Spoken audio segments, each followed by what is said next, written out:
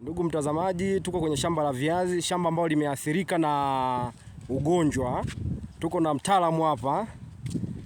Tuelezee huu ni ugonjwa gani huu? Hii ni viazi mviringo. Ugonjwa wa kaukau. Kwa hiyo vinapokauka hivi ndio kaukau yenyewe. Hapo unang'oa unaikitoa kabisa. Ukiitoa hivi ndio vingine vinakuwa haviathiriki au vyote vinaathirika?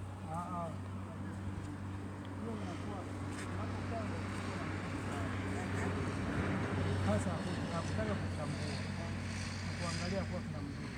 Kuchambua haitokei kaukau. Kwa maana hiyo mimi nataka nijue au na wenzangu wanataka wajue.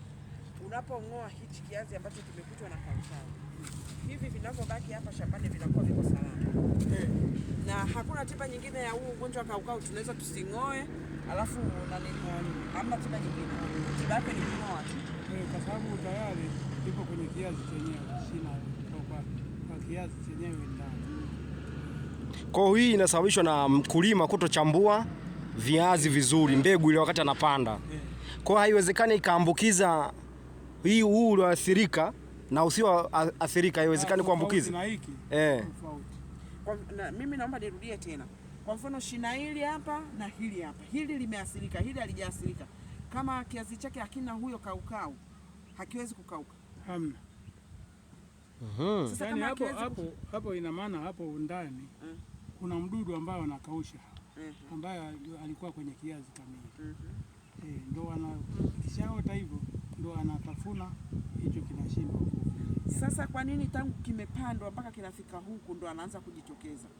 Si yeye ameshapata maji mengi tayari, anakuja kutafuna mizizi ya hicho kiazi. Sawa, tunashukuru. Kwa hiyo hapa maana ni hasara na viazi haviwezi kuota maana. Haviwezi kutoa matunda vizuri. Hamna, sinaona hivi. Shaking'oa hakina kazi. Maana ameshatafuna huko chini huko, ametafuna kiazi chote. Ndio maana kaukau. Haya ndugu wakulima na wadau wengine, mimi hope mmepata elimu ya kutosha kuhusiana na ugonjwa wa kaukau.